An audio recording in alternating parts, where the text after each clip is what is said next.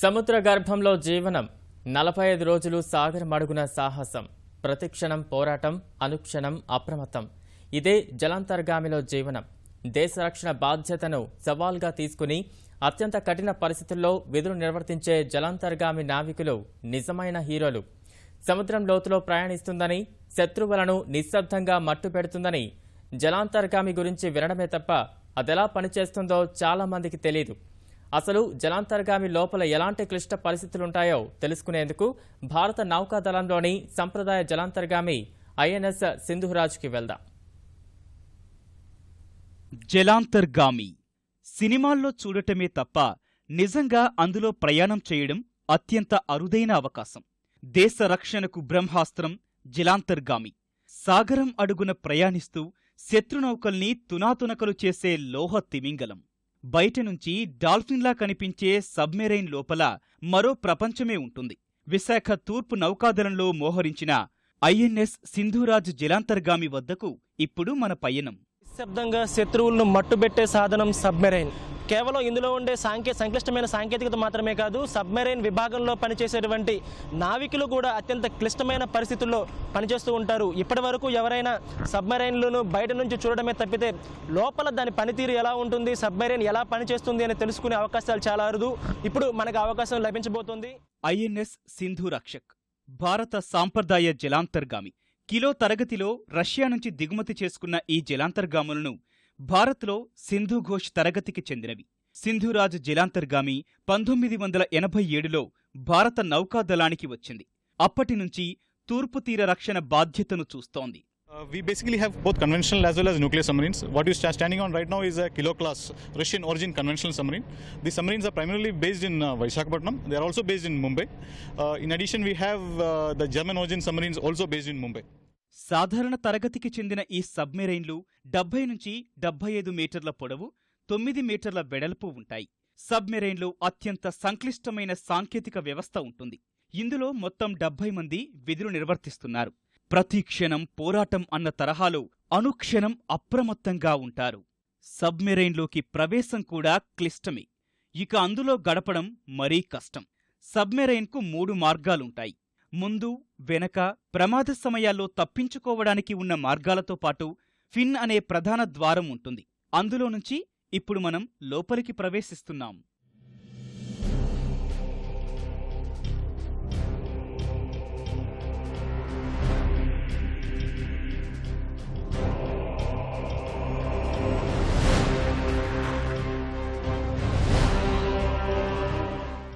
ఎక్కడికక్కడ పైపులు వైర్లతో అనుసంధానించిన మార్గాలను దాటుకుంటూ సెంట్రల్ కమాండింగ్ ప్రాంతానికొచ్చాం. జలాంతర్గామికి ఇదే గుండెకాయ. ఐఎన్ఎస్ సింధురాజ్ కమాండ్ కంట్రోలింగ్ వ్యవస్థ ఇది. మొత్తం ఒక సబ్మెరైన్ సముద్రంలో నడవాలంటే అన్ని వ్యవస్థలు ఇక్కడి నుంచే నియంత్రిస్తారు. మొత్తం సబ్మెరైన్కి సంబంధించిన అన్ని శాఖల అధికారులు కమాండ్ కంట్రోల్ రూమ్ నుంచి సబ్మెరైన్ నియంత్రిస్తూ ఉండడం మనం చూడొచ్చు. ప్రస్తుతం ఇక్కడ ఎలక్ట్రికల్తో పాటు ఇతర శాఖల వెపనరీ విభాగానికి సంబంధించిన వారందరూ కూడా అన్ని వ్యవస్థలు, అన్ని కంట్రోల్, అన్ని నియంత్రణ వ్యవస్థలన్నీ కూడా కమాండ్ కంట్రోల్ రూమ్ నుంచే ప్రతి ఒక్కరు కూడా సమాచారం అందుతూ ఉంటుంది. Commanding officer, submarine commanding officer ఇక్కడ నుంచి వ్యవస్థలంతా కూడా పర్యవేక్షిస్తూ ఉంటారు. మన సింధురాజ్ కమాండింగ్ ఆఫీసర్ సంజీవ్ కుమార్ మనతో ఉన్నారు. Sir, how it was functioning actually? This is the center of the heart of the submarine. From here the orders are given. The status of the valves of all the appendages are monitored from this panel. Right now we are in the process of diving. Submarine is almost close up at diving stations. Thereafter submarines are flooding their tanks for the submarine to go down. The command is given to the executive officer who is sitting on the communication system. From there, if you see, you have a system of switches in which the submarine, each compartment can be connected and the order can be passed to them. Submarine నిర్వహణలో అత్యంత ముఖ్యమైన దశకు వచ్చాము. ఏ జలాంతర్గామినైనా నౌకాదళం తమ అమలు పదిలో ఉంచుకునేది శత్రువుల లక్ష్యాలను ఛేదించేందుకు. ఆ దశకి ఇప్పుడు వచ్చాం. ప్రస్తుతం కమాండ్ కంట్రోల్ రూమ్ ద్వారా టార్పెడోల ప్రయోగం ఎలా జరుగుతుంది, దానికి సంబంధించి ముందస్తు కసరత్తు ఎలా జరుగుతుందనేది చూద్దాం. శత్రు నౌకల సమాచారాన్ని సేకరించడంతో పాటు దాడుల ప్రణాళికను అమలుపరచడం ఇక్కడే జరుగుతుంది. సాధారణంగా జలాంతర్గామి 250 మీటర్ల లోతులో వెళుతూ ఉంటుంది. అప్పుడప్పుడు కొంచెం పైకి వచ్చి పెరిస్కోప్ అనే పరికరం ద్వారా సముద్ర ఉపరితలాన్ని పరికిస్తుంటారు. 360 డిగ్రీల కోణంలో సముద్ర ఉపరితలాన్ని వీక్షించి శత్రునౌకల జాడలను పసిగట్టవచ్చు.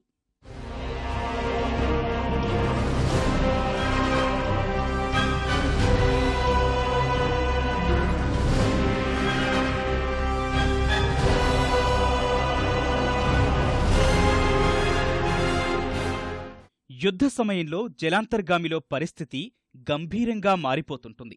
సోనార్ వ్యవస్థల ద్వారాను బయట నుంచి నౌకాదళం నిఘా విభాగం నుంచి పైన తిరిగే యుద్ధ విమానాల నుంచి జలాంతర్గామికి సమాచారం ఉంటుంది.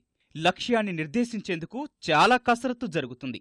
ప్రస్తుతం సింధురాజ్లో 18 టార్పెడోలు ఉన్నాయి. సముద్రంలోంచి బయట ఉన్న లక్ష్యాలను ఛేదించేందుకు క్షిపణులను ప్రయోగించే అవకాశం ఉంది. మందుపాత్రలు ఉంటాయి. జలాంతర్గామి ద్వారా వెళ్లి నిర్దిష్ట ప్రాంతాల్లో అమరుస్తారు.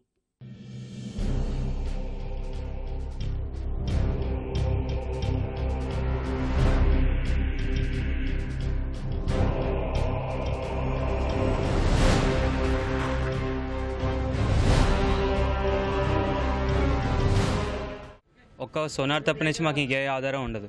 సో విజువల్గా మాకేం కనిపించదు బయట నుంచి. ఒకసారి డైవ్ చేసిన తర్వాత షిప్ తాలూకు ప్రొపెల్లర్ నాయిస్ బట్టి అది ఎటు వెళ్తుందో అంచనా వేసి దాని మీద టార్పెడోస్ వదలడానికి మా దగ్గర ఒక కంప్యూటర్, దాని తర్వాత మాన్యువల్ పొజిషన్స్ నుంచి క్యాలిక్యులేషన్స్ చేస్తారు. అన్ని క్యాలిక్యులేషన్స్ మ్యాచ్ అయిన తర్వాత కెప్టెన్ ఇచ్చిన ఒక డెసిషన్ మీద టార్పెడో ఆ టార్గెట్ మీద, అంటే ఎన్ని నెంబర్ ఆఫ్ షిప్స్ ఉన్నా కానీ ఒక టార్గెట్ని డిసైడ్ చేసుకొని దాన్ని అటాక్ చేయడం జరుగుతుంది. ఆ టార్గెట్ డిసైడ్ చేయడం కెప్టెన్ చేస్తారు. డిసైడ్ చేసిన టార్గెట్ మీద ఎలా గుర్తిస్తారు? ఏ ప్రక్రియ ద్వారా గుర్తిస్తుంటారు? టార్గెట్ ఫస్ట్ సబ్మరీన్కి ఏదైతే అత్యంత ప్రమాదకరమో ఫస్ట్ ఆ టార్గెట్ని డిస్ట్రాయ్ చేస్తాం. ప్రతి షిప్కి ఒక పర్టికులర్ సిగ్నేచర్ ఉంటుంది. ఎకోస్టిక్ షిప్స్ ఉన్నప్పుడు వాటి నాయిస్ తక్కువ ఉన్నా కానీ ఆ సౌండ్ అనేది మేము అనలైజ్ చేసుకొని ఏది ఎకోస్టిక్ షిప్, ఏది వాళ్ళు ఎక్కువ పోటెంట్ షిప్ ఉంటుందో, ఏది మనకి ఎక్కువ డేంజరస్, అది మేము ముందే మా ఇన్ఫర్మేషన్ మాకు వస్తుంది కాబట్టి ఆ టార్గెట్స్ ఆల్రెడీ డిసైడ్ చేయడం జరుగుతుంది. సబ్మెరైన్ హార్బర్ను విడిచి వెళ్లిందంటే 45 రోజులు సాగర గర్భంలో నివాసమే. అన్ని రోజులు సూర్యరశ్మిని కూడా చూసే అవకాశం ఉండదు. దీనికి తగ్గట్టుగా వీరు తమను తాము మలుచుకుంటారు. ప్యాకేజీ ఆహారాన్ని మాత్రమే తీసుకుంటారు. చిన్న చిన్న కంపార్ట్మెంట్లలో సర్దుకుంటారు. ఒక్క కెప్టెన్కు మినహా సబ్మెరైన్లో ఇతర అధికారులకు కూడా క్యాబిన్లు ఉండవు. మిషన్ల మధ్య సర్దుకొని పడుకోవాలి. అందరూ ఒకేసారి విశ్రాంతి తీసుకోవడం కుదరదు. సబ్మెరైన్లో పనిచేసేవారు 3 దశల్లో 18 గంటలు పనిచేస్తారు. 70 మందిలో కేవలం 3వ వంతు మాత్రమే విశ్రాంతి తీసుకోవడానికి కుదురుతుంది. చాలా సందర్భాల్లో వీరు నిద్రపోయేది కూడా ఉండదు. కేవలం 2 మూత్రశాలలే ఉంటాయి. వాటినే సర్దుకోవాలి. ఒక్కోసారి వాళ్ల భోజనాల టేబులే ఆపరేషన్ థియేటర్గా మారిపోతుంటుంది. సాంప్రదాయ జలాంతర్గాములు 75 నుంచి 80 మీటర్ల పొడవు వరకు ఉంటాయి. వీటిలో ప్రతి విభాగం కూడా చాలా సంక్లిష్టంగా ఉంటుంది. ప్రస్తుతం మనం జలాంతర్గామికి సంబంధించినటువంటి ఇంజిన్ రూమ్లో ఉన్నాం. ఇక్కడ చూస్తే ఎక్కడ చూసినా కూడా యంత్ర పరికరాలు, దాదాపుగా సబ్మెరైన్లో మొత్తం 6 కంపార్ట్మెంట్లు ఉంటాయి. వీటన్నిటికీ సంబంధించి అన్ని విభాగాలను అనుసంధానించేటువంటి యంత్ర పరికరాలు, పైపులు, వైర్లు మనం చూస్తూ ఉండొచ్చు. As you are aware, space is a constraint on board a submarine. So we have to utilize whatever available space we have. A casing point of utilization of space is submarine wardroom, which is normal about almost all time it is used as a point for eating as well as for entertainment.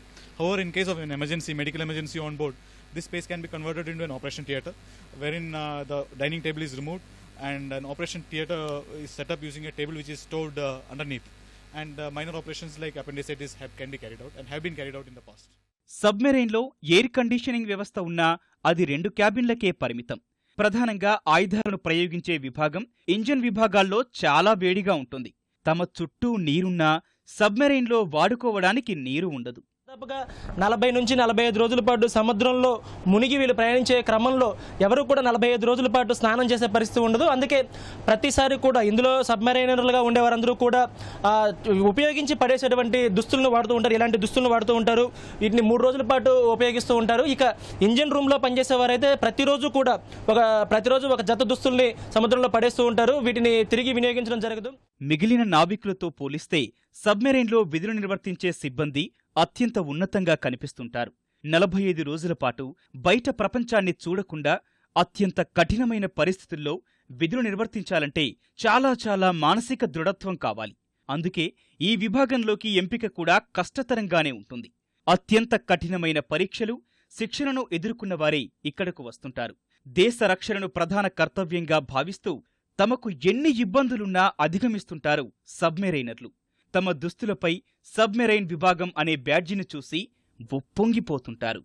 శత్రువులకు తెలియకుండా వారు ఏమాత్రం మన ఆనుపానులు గుర్తుపట్టకుండా భారీ లక్ష్యాలను ఛేదించాలంటే ఈ జలాంతర్గాములకు మించిన ప్రత్యామ్నాయం మరొకటి లేదు.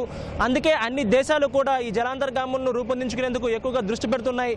భారత్ కూడా మరిన్ని జలాంతర్గాములను స్వదేశీయంగా రూపొందించుకునే ప్రయత్నాలు చేస్తూ ఉంది. విశాఖపట్నం నుంచి కెమెరామెన్ చిన్నారెడ్డితో నాగేశ్వరరావు, ఈటీవీ న్యూస్.